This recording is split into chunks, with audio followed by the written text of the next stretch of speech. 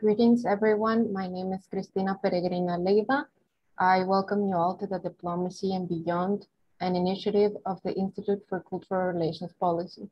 Founded in 2012, the Institute for Cultural Relations Policy aims at fostering scientific education and public discourse regarding cultural relations. At ICRP, we believe that cultural relation policies will be a key factor in international relations in the 21st century, and therefore our work focuses on global intercultural dialogue and cooperation, aiming to promote the protection of human rights and recognition of cultural diversity and heritage in an interdependent world. That said, in pursuance of our objectives, we welcome you all once again to another session of Diplomacy and Beyond. The event Diplomacy and Beyond, active since 2015, was a highly popular event that brought together the world of diplomacy to the youth. Discussions were held by interns in our headquarters in Budapest, followed by a Q&A session with the audience. However, due to restrictions imposed by the pandemic, this event is being held online. This session of Diplomacy and Beyond will consist of our distinguished guest address on the theme. Today, we will talk about culture and peace building in the case of Colombia. And towards the end of the session, there will be more Q&A times. This webinar is a part of the Secretariat Academy of Cultural Diplomacy project. The project is supported by the Polish Ministry of Culture, National Heritage and Sport, co-financed from the Cultural Promotion Fund. The Secretariat Academy for Cultural Diplomacy project is coordinated by the Institute of Economic Diplomacy of Poland, partnered by the Institute for Cultural Relations Policy in Hungary, Young Conservatives in the Czech Republic, and Civic Democratic Youth in Slovakia. Today, we have a very esteemed guest present before us, Ms. Lucía González.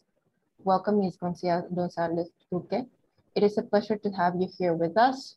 Ms. González is an architect with extensive experience in the social and cultural field, both in the private and public sectors.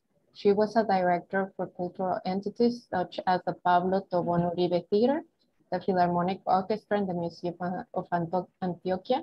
She has held public positions such as director of the Administrative Department of Planning of the Government of Antioquia, social director of the reconstruction of the Eje Cafetero after the earthquake of 1999, and general coordinator of Colombia Humanitaria, a program of attention to the effects of the winter wave in 2010.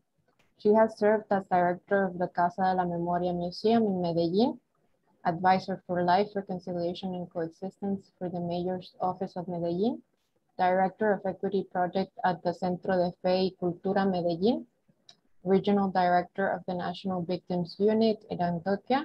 She worked with the Office of the High Commissioner, building strengths for peace in the territories and pedagogy in the peace agreements and in the Secretariat of the National Peace Council, amongst others. Ms. González Duque will be sharing and discussing with us arts and culture as a tool for peace building processes, especially addressing the case of Colombia. I would now like to invite Ms. González to have our dialogue with the moderation of Fabiola Faustini. Without further delay, I would like now to transfer the floor to our moderator, Fabiola Faustini. The floor is yours, Fabiola. Thank you, Cristina. Good morning, good everyone. Good morning, good afternoon, everyone, depending on where you are and your time zones. My name is Fabiola Faustini. I will be moderating today's conference. Now, let's please welcome our guest, Lucía González. Thank you very much for being here with us today.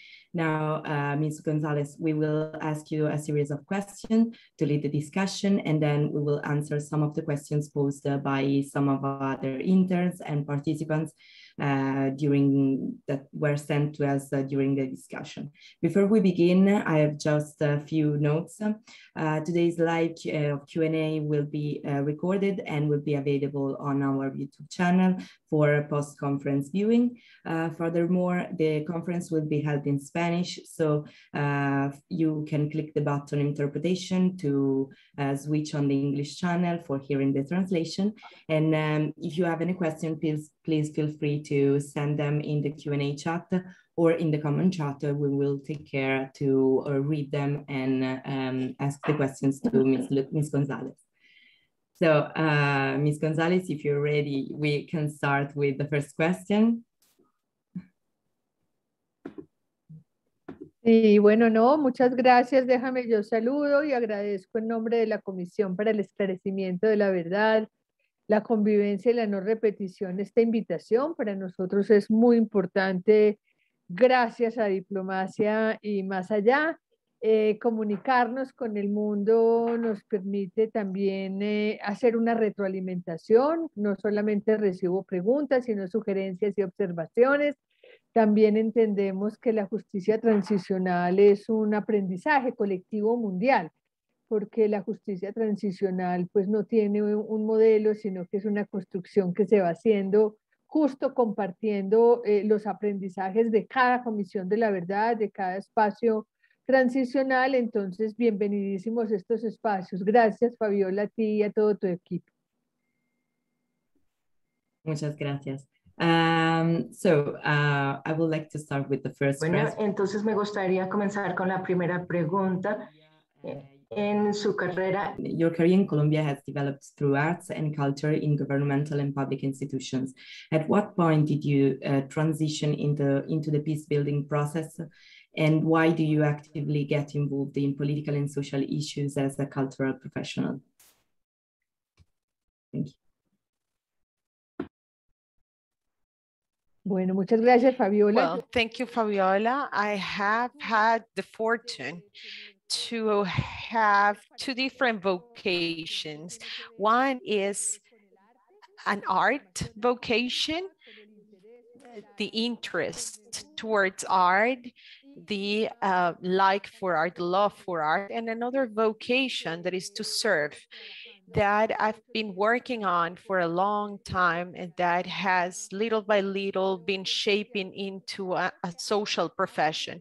And I think that both dimensions strengthen each other, that to see culture as a matter of the essence of life and life in community has helped me understand many things, and has helped me understand that the way is not just economy and politics, but in essence it's culture, because what is really at the base of all the values and the principles and the imaginary of people is culture, and that is what allows people to relate more harmonically with each other.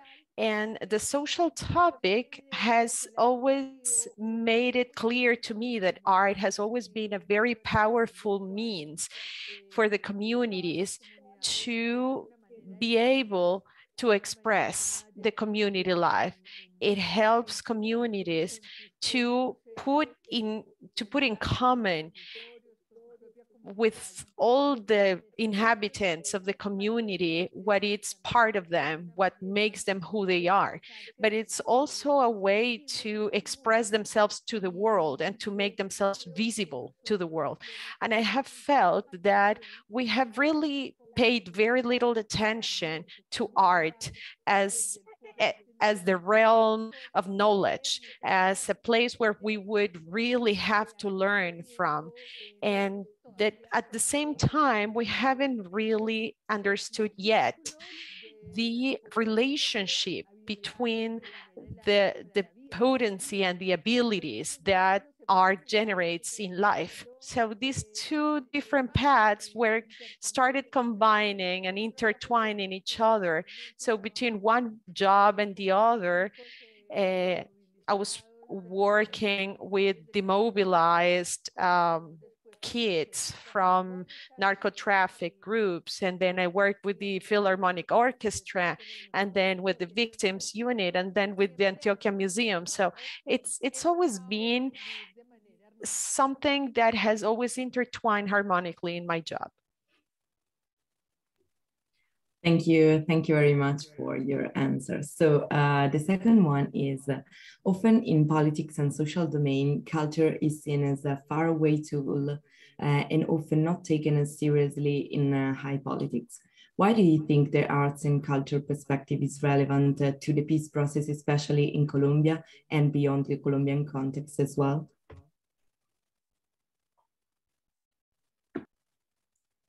Well, there are lots of reflections around that topic. We have, through time, been thinking about these and have made them concrete in the Commission of Truth. The first thing is that I think that all the practices are really put together in a culture. Political practices, economic practices. The societies has a policy that, of course, is related to their principles, to their values, to the way in which they relate with their culture. And society has the economy that, of course, belongs to them and that answers to the different cultures.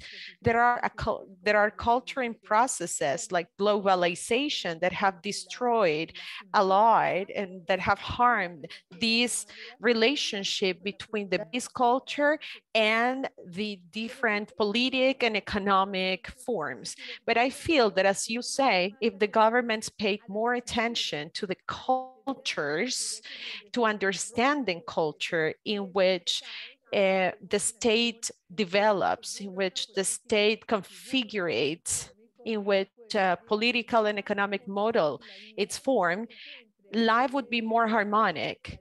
And this thing that is in the spirit of culture, in the spirit of human beings, that is ancestral, that is a heritage, and these development models, politically and economically speaking, would really get together. But if the governments paid attention and try to understand what really is convenient for the cultures of their own territories, we could have really efficient answers. We see it very clearly in Colombia. Indigenous communities live under political models that are imposed upon them and that are very hard. And their struggle, historically speaking, has been for their autonomy, to be able to have their own government, to have their own economy. But the pressure of the global model, the pressure of this hegemonic model has made it very difficult for them to guarantee coherence between their culture and what they get. So there are a lot of fractures that make very difficult the interior development of humankind. But there's also the fact that education projects in the countries are really not worried about strengthening and boosting cultures. They are more worried about strengthening capacities, hard skills, but not really in really fostering the values and the principles and what we call the soft skills in societies, which is about the instauration or the redesign of values in a society. So we have a very big deficit in the acknowledgement of the difference. And we have a heritage, a colonial heritage that has marked us a lot, and that makes this society really racist, classist, a society that is patriarchal, that really has made these factors to configure vulnerability, that expose communities to armed conflict. For example, the indigenous communities and the African Colombian communities have been particularly affected by the conflict. And we don't care about that because this is a racist and a classist society. Education never taught us that this is a diverse country, that the richness of the country is really in this diversity, that indigenous and other communities have a lot to give to our culture. It has never really shown us that African Colombian communities have a lot to give, but our our model has never really been aware of that. It is a white Catholic model that is patriarchal and has made it very difficult to understand the diversity. And this is why we delete each other. This is why we don't really care that indigenous or farmers or African Colombian people are erased from history. So from the Truth Commission, we have really established culture as a place of action. And we have asked 3 questions to ourselves. We have 3 lines that are the heart of our work around the culture, but they are really rooted in the dynamics of the commission. The first question is, what is there in culture that a Colombian society that has lived the war that it has lived, what is it that allows this society to live such a bloody and violent conflict? Which aspects of culture really anchor into this? And there is another line. What aspects of culture has allowed individuals or communities to oppose the war? What is there in the Colombian culture that makes a community resist the war, oppose the war? The second line is the impact and the persistence of the armed conflict in culture. How has the armed conflict harmed culture?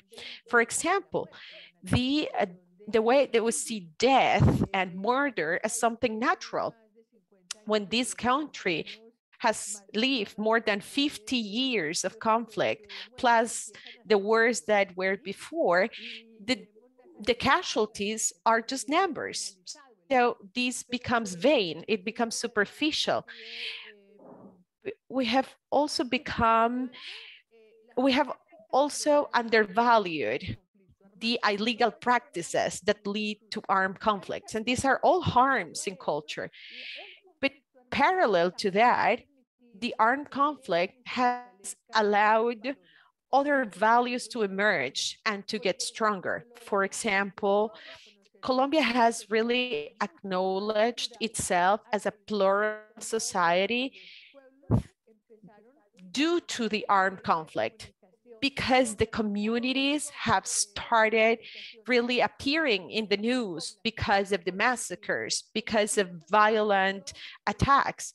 So we have really started to see a society that is plural, that is diverse. And the last line is to understand the place of art, to understand the place of the different cultural practices in the midst of the conflict as resistance and as opposition to the war. So we have really found that all the communities have artistic practices and cultural practices that make their identities stronger and that make their relationships as a community and the relationship to the earth and to nature a lot stronger. So these are the 3 lines that we have worked on. And of course, there's an outlook that is, of course, of research, but there is also another outlook that is artistic, and that shows us the expression of the communities. So through art, it is where communities have really shown what they think or express themselves. I was not finishing this answer. Thank you very much for your interesting insight. So we were talking about Afro-Colombian communities. So we have questions about this topic. So Colombia has a rich and culturally diverse society. For example, the Afro-descendants account for almost 10% of the population, which has undergone some discrimination in the past. The topic about Afro-descendants became again extremely relevant nowadays. So the first question is, what is the current situation about Afro-Colombian rights today? Moreover, sustainable peace is achieved when all genders and all communities participate at all levels of decision-making, political process, conflict preventions, resolution, and peace processes. Have Afro-descendants played a role in the Colombian peace process in particular, and how can the government include this part of the population effectively with plans to achieve inclusive and sustainable peace-building processes?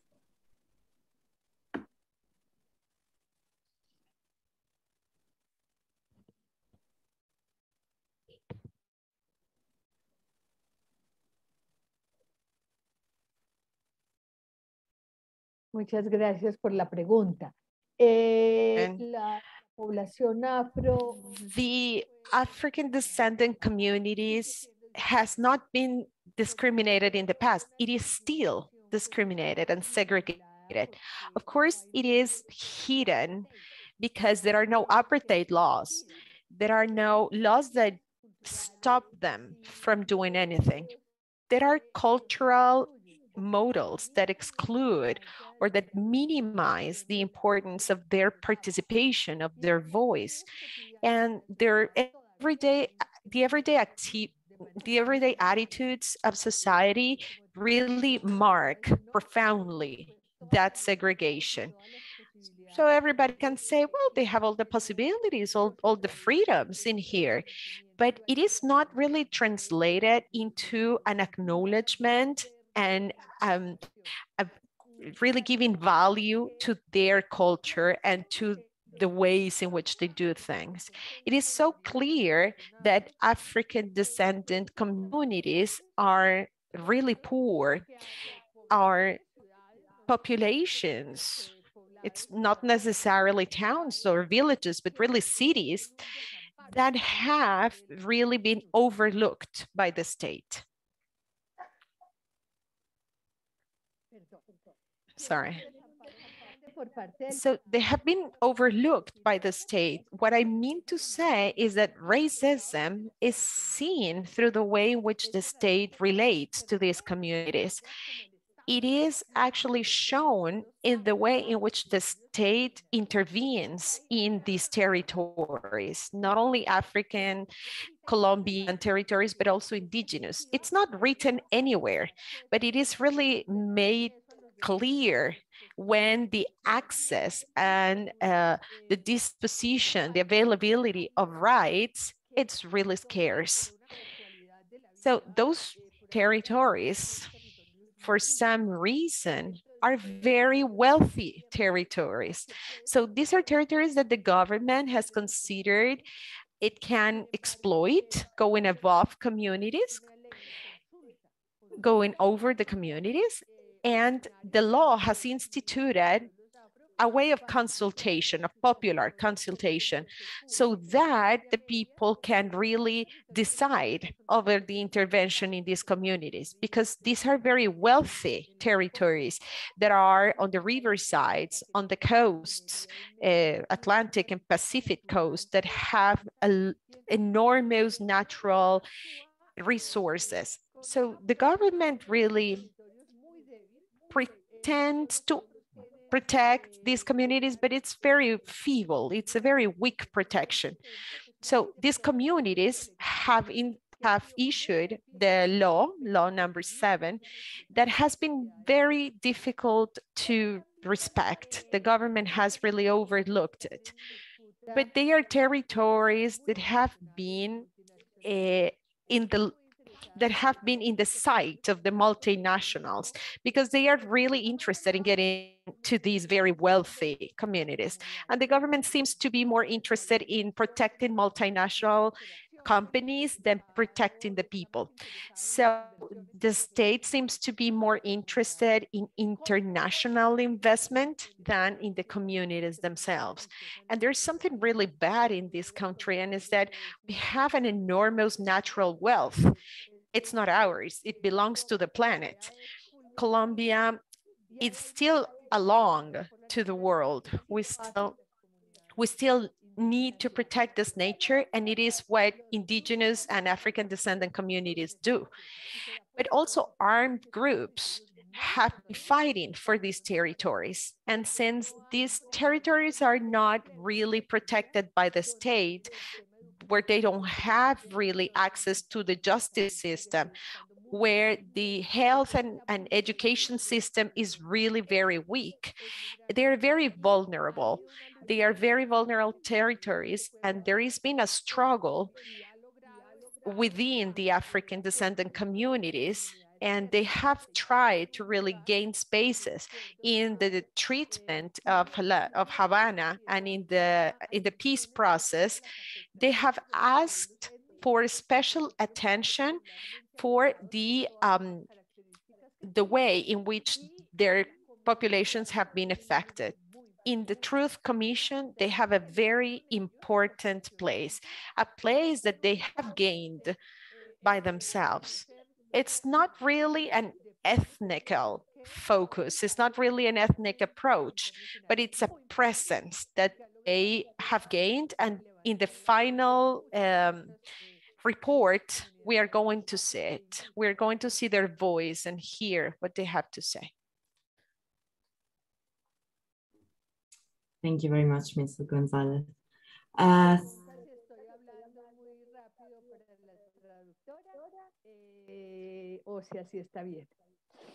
No, it's okay for me. I don't know if you can tell her. Okay, yes, okay. No, she tells that everything, it's okay, it's good, you are working right. So let's move to the fourth question. So Colombia has been set as an example for other Latin American countries for the establishment of a truth commission and creating dialogue regarding open wounds in countries with contexts of violence. Why is a commission necessary? What does it do? And what is this something that can be replicated in other Latin American countries?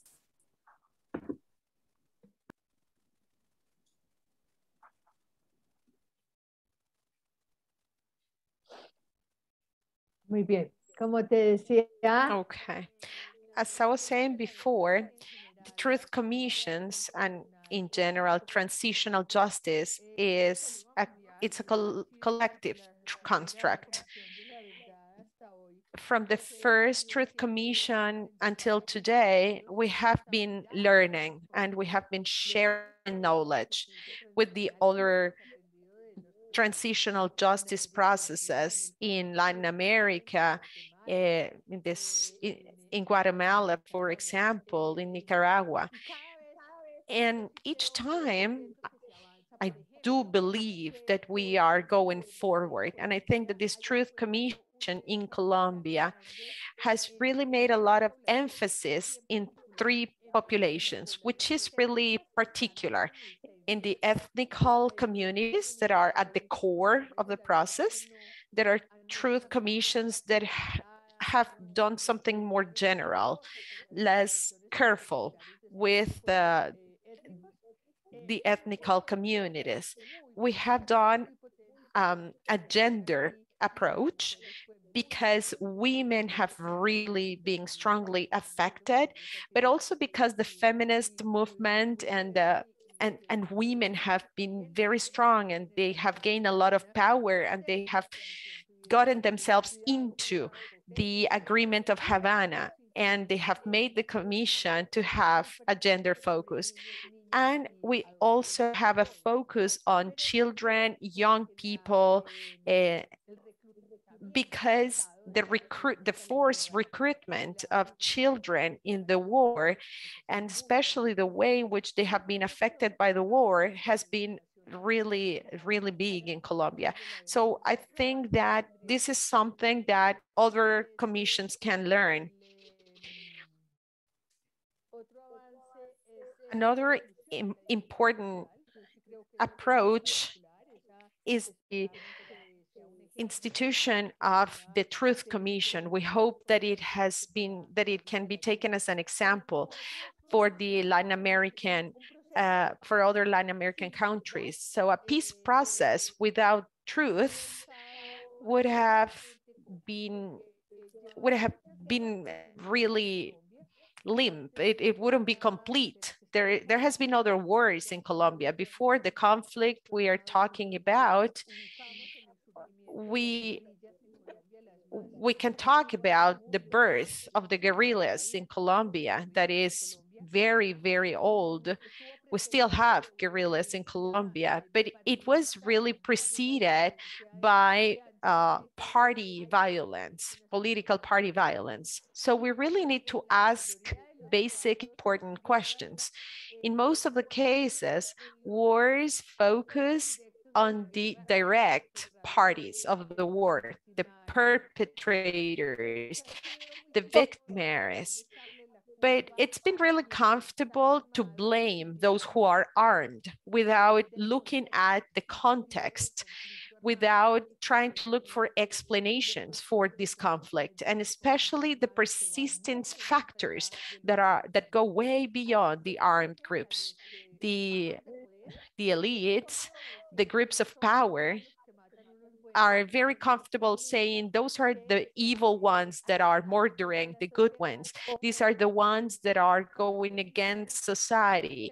This is, this is the fault of paramilitaries because there were guerrillas that were killing the population. But behind those groups, there are people that, of course, support economically.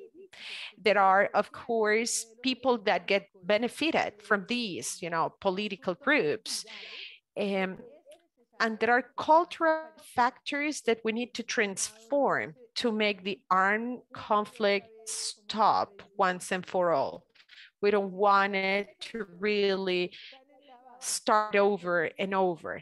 If these factors that are the anchorage of the conflict are resolved, if we overlook these factors and we only think that it's about just deleting the armed subjects, well, we have already seen that demobilization processes have failed with paramilitaries, for example. But the economic model, the cultural model, the political model, narco traffic, the cultural relations need to be modified so that they don't become the source of more internal conflict. Thank you very much, Ms. Gonzalez. So the fifth question is, how do you see the role of international organizations such as the UN and other agencies in promoting peace building in Colombia and Latin America? What are some of the initiatives that they have taken in this regard that you have been aware of? What does the roadmap lie ahead in terms of synergies between national government and international?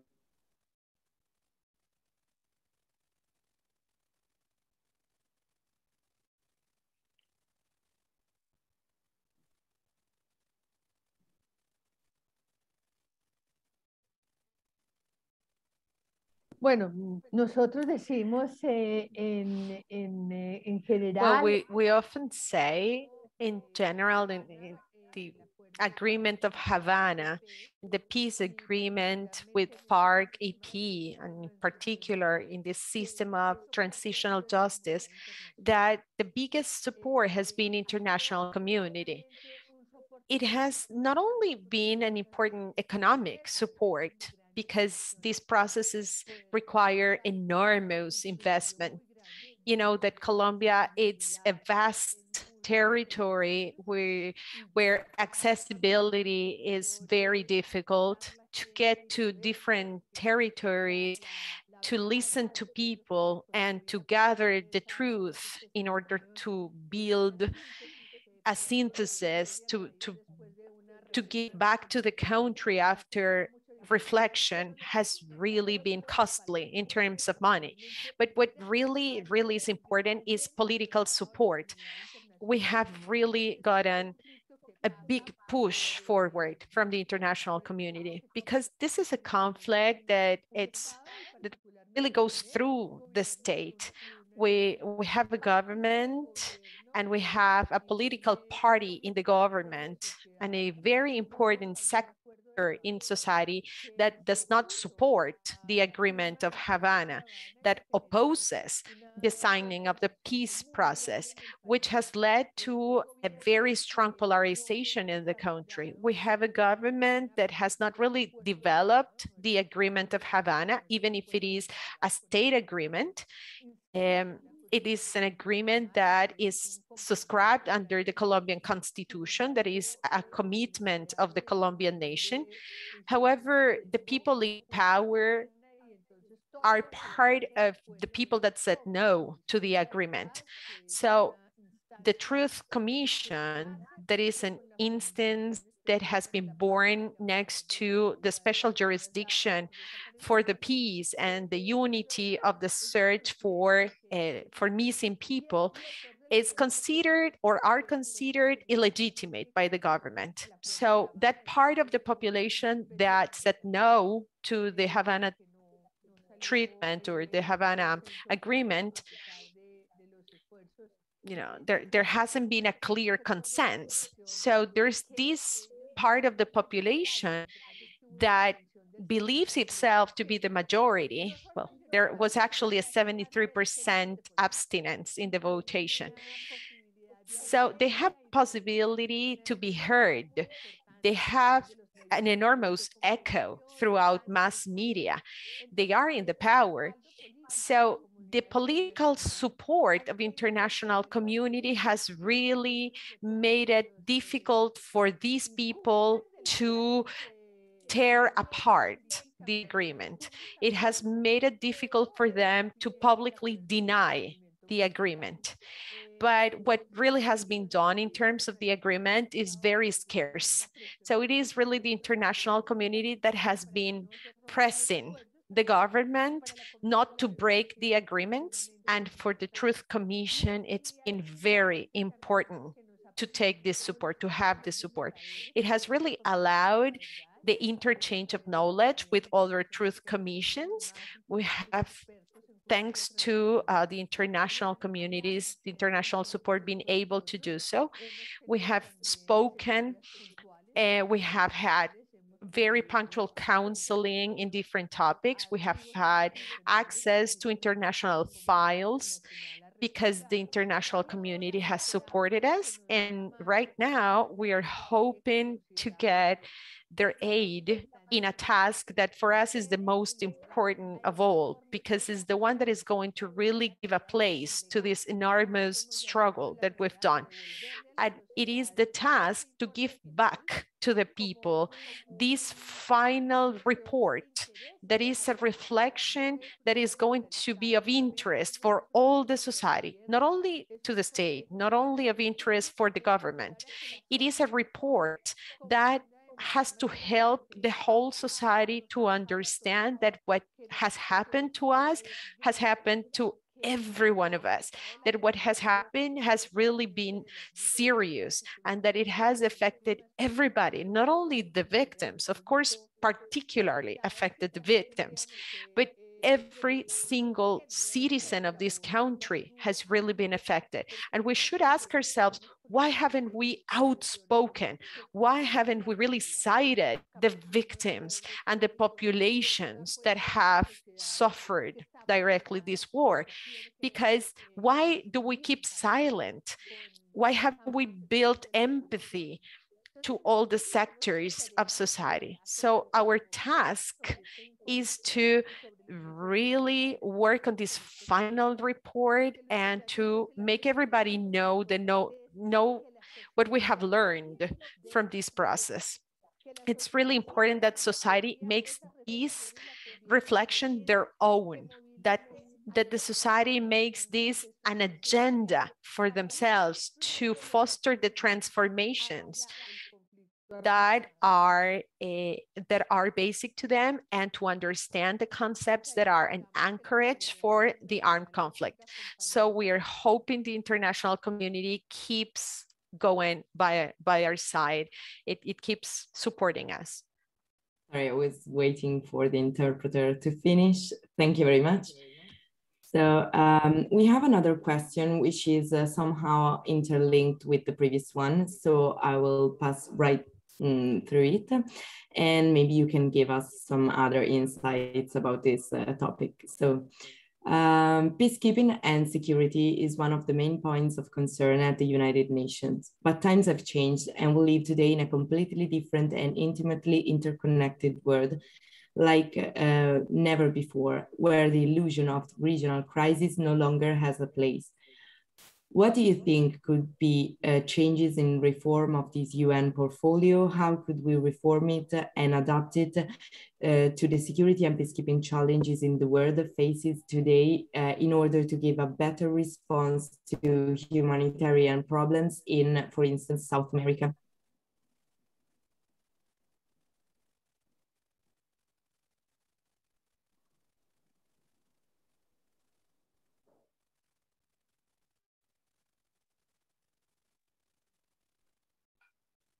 Bueno, yo creo que I believe that in general, Latin America, and in particular, some states of South America, the great task is to build equity. We have to keep insisting, not so much in cooperation, but in the impact of developing models that are more just, that are fairer. We really need our democracies to be radical in the search for possibilities to really get to the basic needs of the whole population. If inequity keeps being as big as it is in the American countries, in particular, for example, in Venezuela, or what happens in so many countries in Central America and many others, the vulnerability, it's enormous. And the possibility for armed conflict, it's very big. So in that sense, I believe that we have to do another important job, and it's to strengthen governance. And it's really to establish an international agenda with a special emphasis in America, especially Central and South America, that would really force the governments to give extensive assistance to the whole country, to all the population, without discrimination, like Colombia is doing with ethnic communities or with farmers. And I think an agenda of plain rights. It's not really a matter of charity or cooperation. It's a matter of the strength of democracy as a project that is absolutely necessary in all the countries to guarantee social stability and peace. I would also say that there's something I would really love to overcome, and it's the intervention of some countries above others, the intervention of some countries in the decisions of others, because it has not really generated regional stability, but instability. The intervention in Cuba, that it doesn't really make any sense. The economic blockade, the ghost of communism has to be really beaten. It shouldn't be something that scares us. It's like a Ku Klux Klan that it's everywhere. And we shouldn't be scared of communism anymore. Communism or socialism, if it has a democratic place in societies, well, people could really choose whether it is convenient or not. It's really a way of oppression above the countries, which is really what is happening in Venezuela too. A way to destroy the Venezuelan government.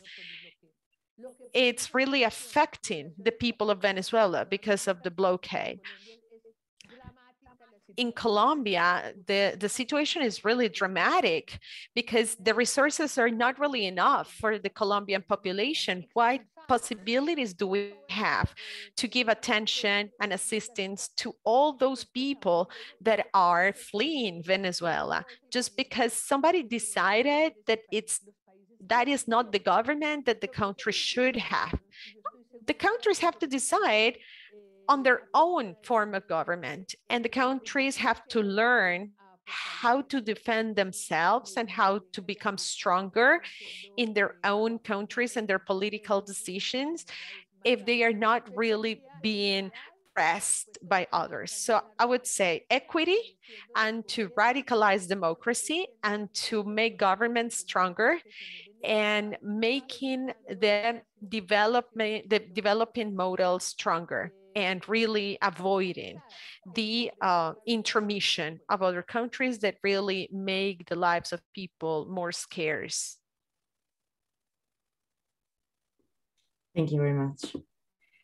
So if I may ask something out of the scheme, if you recently followed the political elections in Peru, we have seen one of the most politicized elections of the history. So, and also population, the country itself, society was politicized and completely divided. So what do you think there will be the consequences of such election and of such a division between far right and far left? Bueno, yo creo que hay dos cosas. La primera I believe there are two things. The first is to ask yourself, what makes this happen? Not really look from above the fact that is the symptom, but really to look at what allows these things to happen.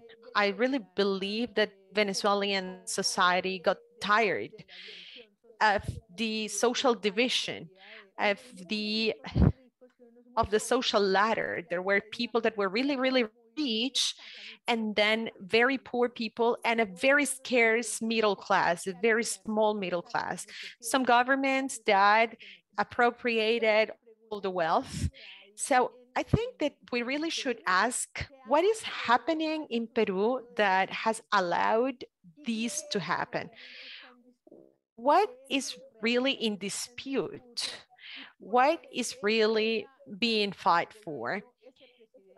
Why is that kind of precedent in the government? And how is he going to govern in these feeble conditions with this very weak support? What is there in society? What are the social dynamics?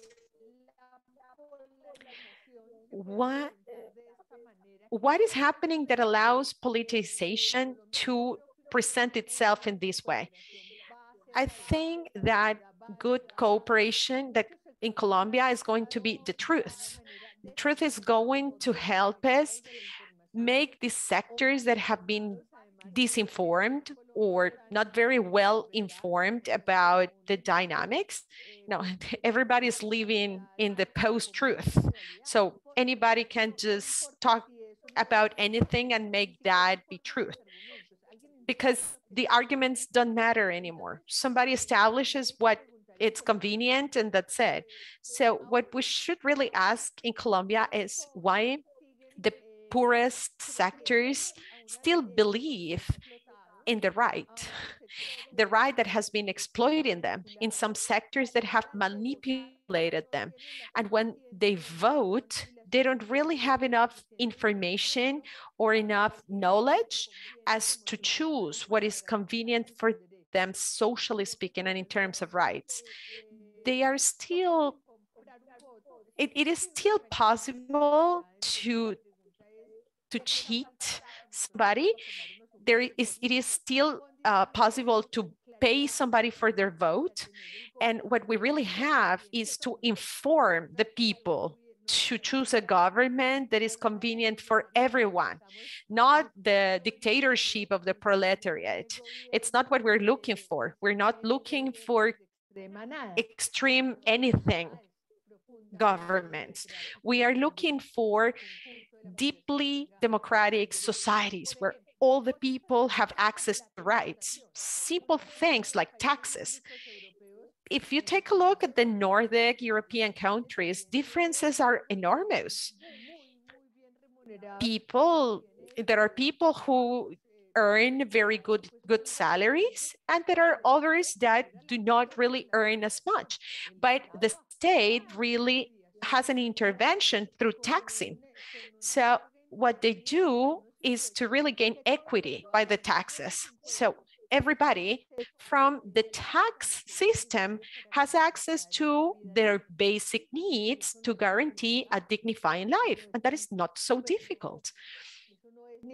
I mean, that is not communism, that is not socialism, that is human dignity, and those are rights. Thank you very much for your answer. So let's move to the next one. Colombia and the United States have a straight link when it comes to security and peace structures, with special regards to some key issues. This includes fighting communism, the war on drugs, and the threat of terrorism due to September 11 attacks in 2001. What do you think should be the posture of the United States towards the Colombian situation? And could you enumerate specific measures that you would like to see being taken by the White House? Thank you.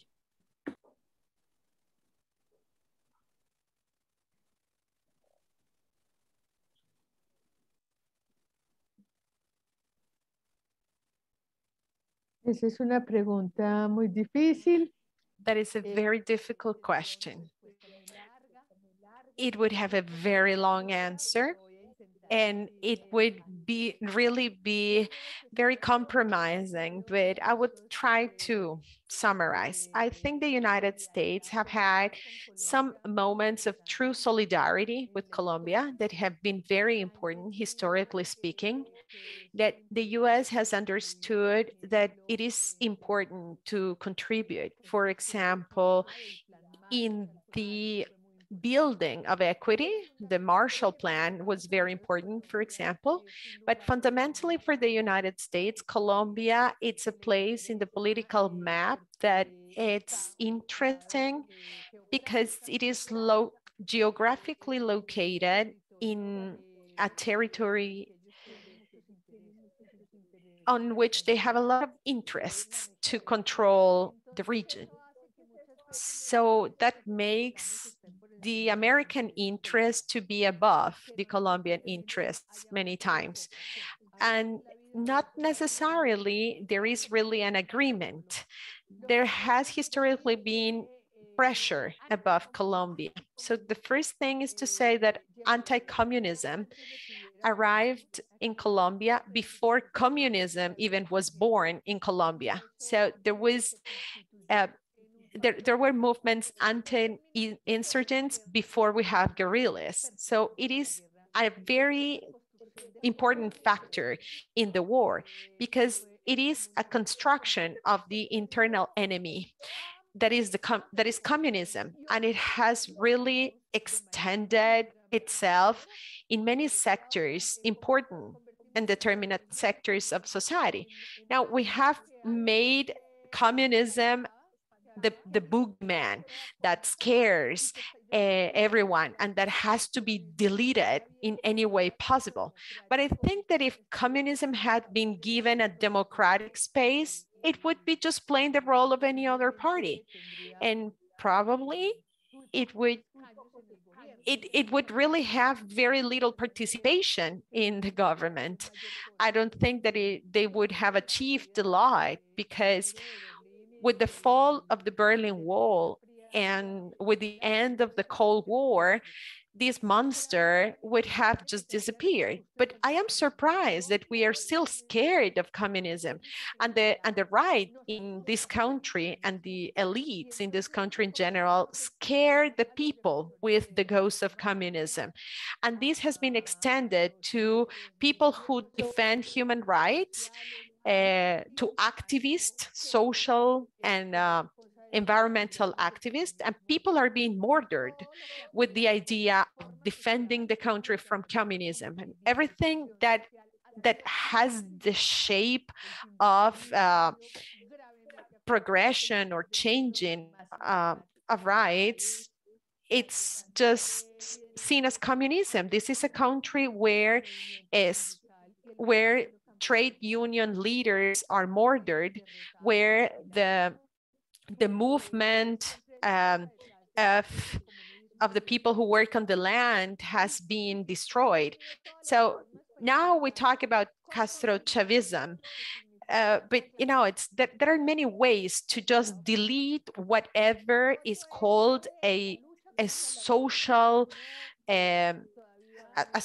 call. So what we have right now, what is clear now, is that the struggle against the drugs, it's really being concentrated on the weakest part of the chain. The farmers have been attacked. Those who are the growers of coca. Those farmers just get 3 pesos, get nothing for what they grow. But nobody protects those people. There is not really protection. There is not really investment in protecting the farmers, because whatever Colombia produces has very, very little possibility to get anywhere, because there are a lot of logistic hardship around it. So what has really happened is that this spreading, for example, glyphosate spreading, would affect any population, but the United States doesn't do it over their population. They do it on our population. So they're not really controlling the arrival of illegal drugs to the United States. If there is no demand, there wouldn't be any offer. So where are we really focusing our efforts? It's in the agreement of Havana, this was really mentioned, but nothing on this matter has really been developed, because we talked about not only concentrated on the weakest part of the chain, but working on the other stronger parts of the chain of narco traffic. Only if international community struggles against the demand, against drug demand, we will be able to really fight it. And we have to build a model where farmers really have choices, where they have opportunities. But the only product where they're interested in is really drugs. Nobody is going to these faraway territories to get plantain or other products. So they want us to put an end to narco traffic, but it is not by spraying. We are just poisoning the land. We're poisoning the communities. These people have been sprayed for so many years, but they have no options. The farmers are not given options. When they do crop substitution, it never really ends. It never really gets anywhere, because the government makes promises, but then this is never done. Their promises are never fulfilled. So this is a matter that has to be resolved in a different way. I think that the United States has the chance, with President Biden and the Democratic Party, to really think about a more intelligent relationship with Latin America, and particularly with Colombia, that has been a very faithful partner and a very servile partner to the United States. Really, they should think about a more generous and intelligent approach towards us. Thank you. Thank you very much again.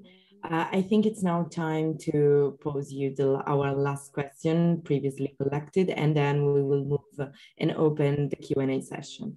So our last question for this part of the meeting is, what do you think are the 3 important aspects or constructive actions that should be the focus for the upliftment of Colombian youth to prevent them from engaging in radical activities and securing a better future, especially in the wake of COVID-19 pandemic, which has disrupted the normal life of people?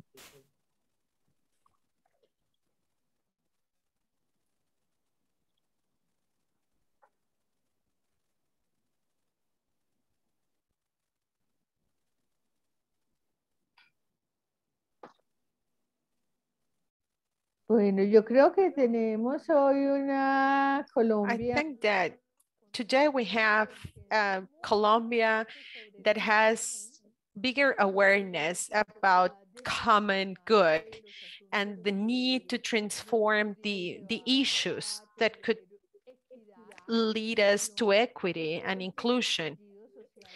The last social outburst that was led by the young people, the public parades that were so strong and dramatic, that the public force tried to defend with such strong force because social activism has been criminalized in this country.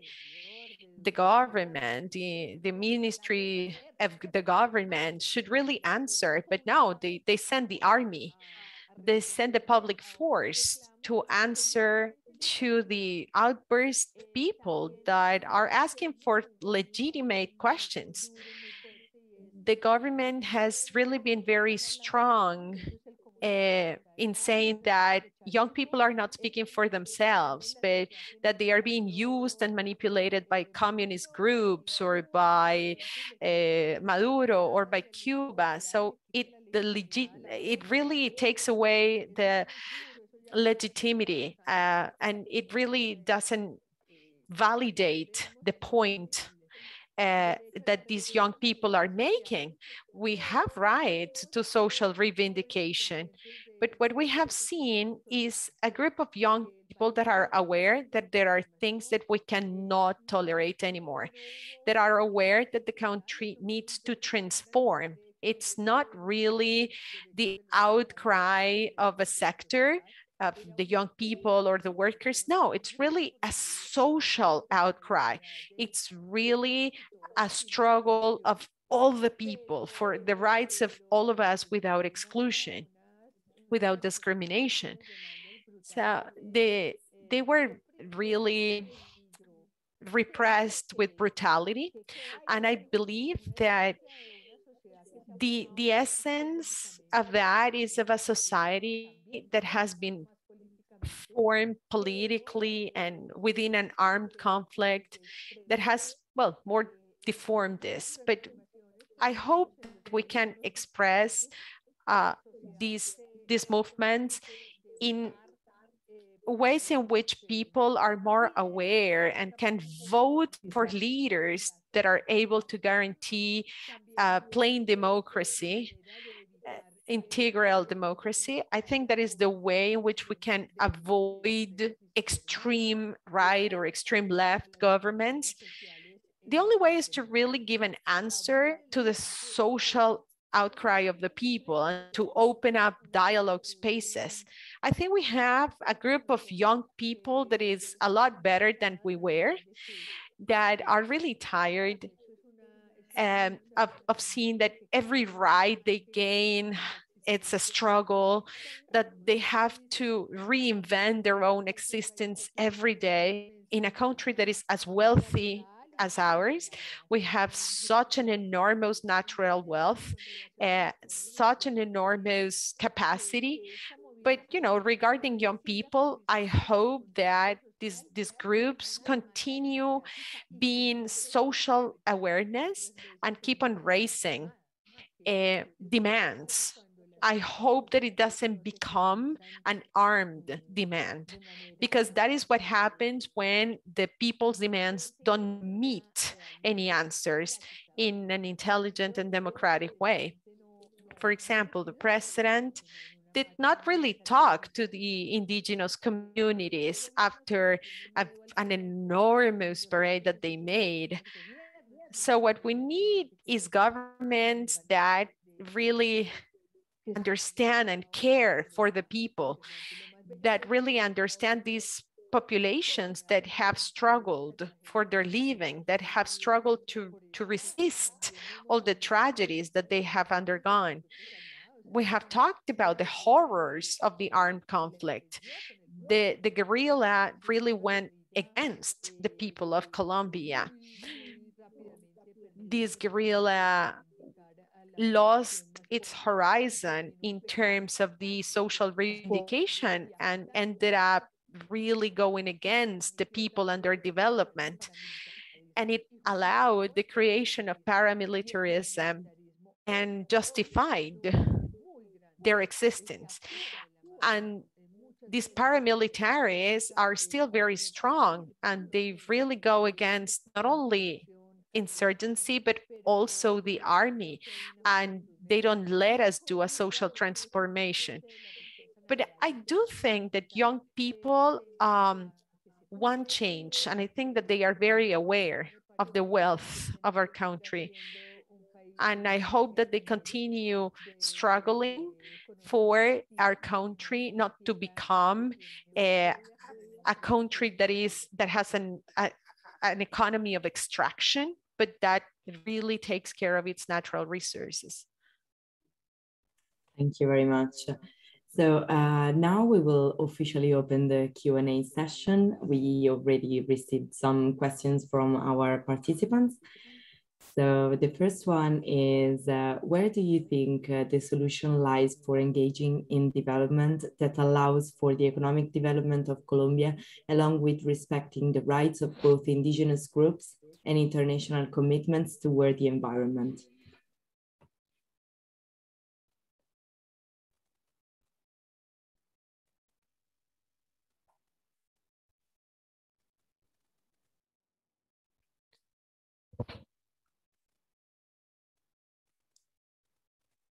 Bueno, yo voy a insistir. Well, I insist on the notion of the wealth of Colombia. I think that essentially the wealth of the nation is natural. The world has already invented the way to sell oxygen, to live out of taking care of nature. And we have a promise of the 50% of our territory, that 50% of our territory is going to be extracted in mining processes, which would be a tragedy. Because first of all, these extraction companies, these multinational companies, return very little to the country in terms of revenues. And because basically it destroys nature. And we should be able to go from fossil-based economies to life economies. And we should center the development of our country in the protection of nature. Ethnical communities, African descendant and indigenous communities would have a very important role within this transition because they live in naturally wealthy places where there's lots of water and forests. There's a lot of biodiversity, and they could have a very valuable place in economy if the country didn't live out of an economy based on the exploitation of resources.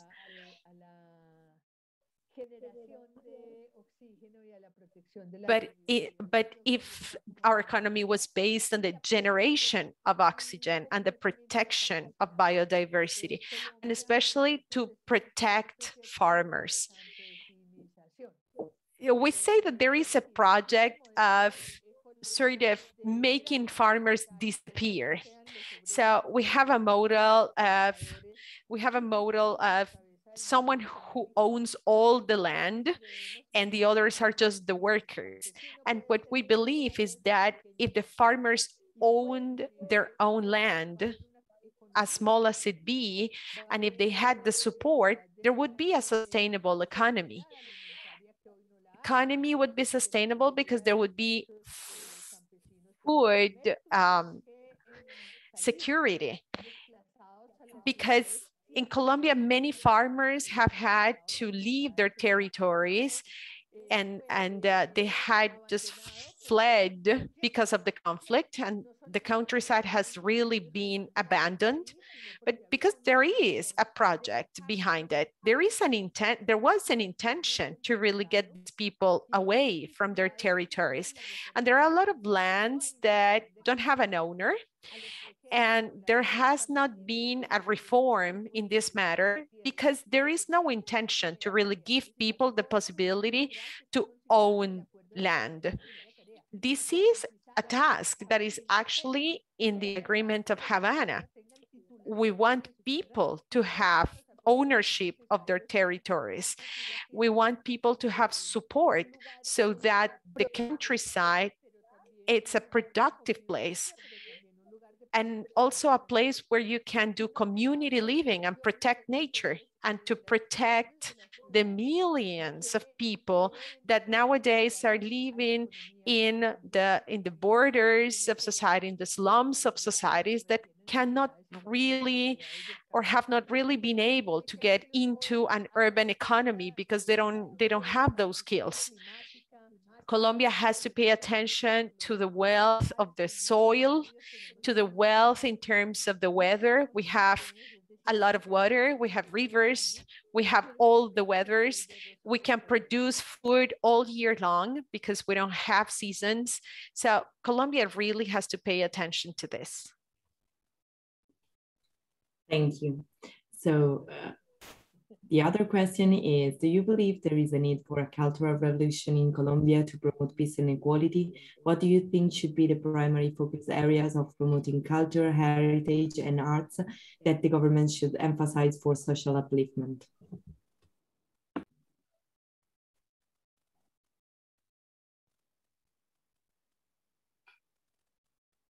Bueno, yo no lo he llamado así, pero me gusta. Una revolución cultural es lo que A cultural revolution. I haven't used this term, but I like it because we really have to take a look at ourselves. We haven't really looked at ourselves in that way. Many of the changes that we have tried are institutional changes. We design new institutions, we design new laws, but we have really not looked at what is beyond that, what is really in the culture. We really need to get out of the colonial model. We really need to understand that in the 21st century, we cannot maintain colonial categories that really generate this disdain for the populations like indigenous and African descendant communities. We need to transform this internal enemy that is so settled in the doctrine against communism, that is really imprinted in the soul of the Colombians, that it's really carved into the hearts of the people, that it's not just an opponent, but an enemy. So we make everyone who thinks differently our enemy. And these people are susceptible to be eliminated, to be deleted, not only physically, but also morally and socially. Social networks now, for example, could point you as someone and could just sentence you. So this society really needs to learn about the value of the difference. And it's a society that needs to design a notion of public level, of public wealth. This is a notion that we really don't have. You know, the public wealth, the public good, it's necessary, it's basic. So the acknowledgement of cultures, the acknowledgement of differences in general, political, cultural, and others, and the acknowledgement of public good are basic for the transformation, and to train ourselves in the debate of ideas. And it should really start from school. As I said to you, I don't remember having a textbook where I saw an indigenous man or an African Colombian man.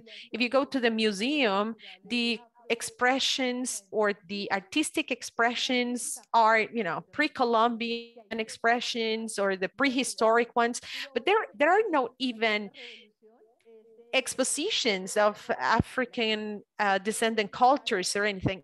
We should all go to the public school. We should all be peers in public schools. There shouldn't be schools of first, second, and third class like there are in Colombia.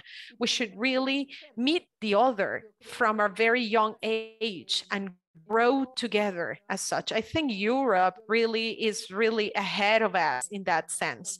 I was seeing the Queen of Norway taking her children to public school.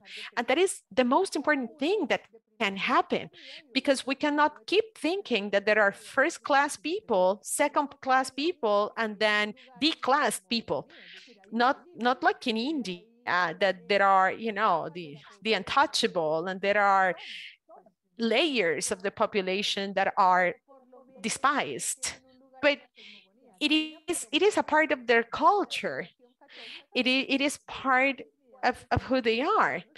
But there is a promise in the Catholic Church, there is a promise in democracy and in the respect of rights that is never fulfilled. And it's a promise that it's on the table, but that is not fulfilled, not even halfway. Thank you very much for your interesting insight. Now we have time for one last question, which is there are situations when certain conflict parties may be excluded from peace processes.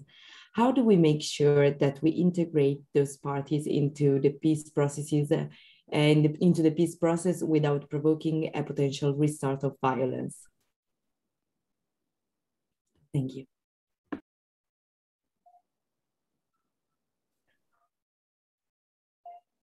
Y tenemos sobre todo.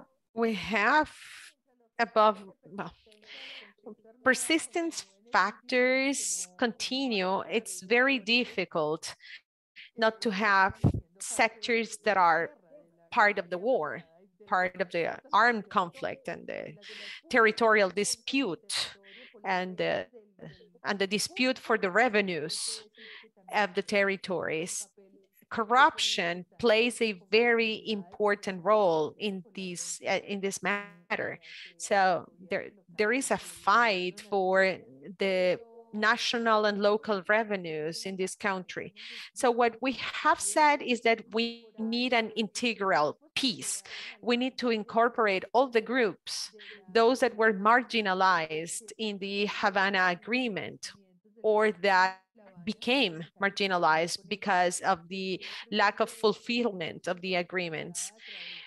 There is a project of integration to the peace process. It's not easy because many of the groups that are left behind are not armed groups. Within the international doctrine and the international agreements, to place those people, those groups that are not really part of the armed conflict, but are the ones that are disputing the revenues of narco traffic and mining, they really need a chapter in the international regulation so that we can give a place to those groups. There is a longer task, and it's really to take away reasons for the war. It's really to build reasons for peace from equity. However, a group, an armed group like ELN that can, still be seen as a belligerent group, as an armed group, could really be taken out of the context of the war. There is actually a pending agreement that needs to become a strong wheel on the side of the government. There are other groups that are essential and that don't have a place, and it's been very difficult to find a legal figure to put them under. Under some circumstances, this has been done. War is very tiring, it is exhausting, and there are groups that are looking for ways to get out of it. The moral imagination, like Jean-Paul Dederach said, needs to feed the possibilities for peace. Thank you very much. Actually, we had a lot of more questions to ask you, but unfortunately, our time is short. It has been a great pleasure to listen to your ideas and perspectives. Thank you very much, Ms. Gonzalez. Thank you also to Ms. Maria Jose Gutierrez, who translated into Spanish, and Ms. Diana Perez, who translated into English.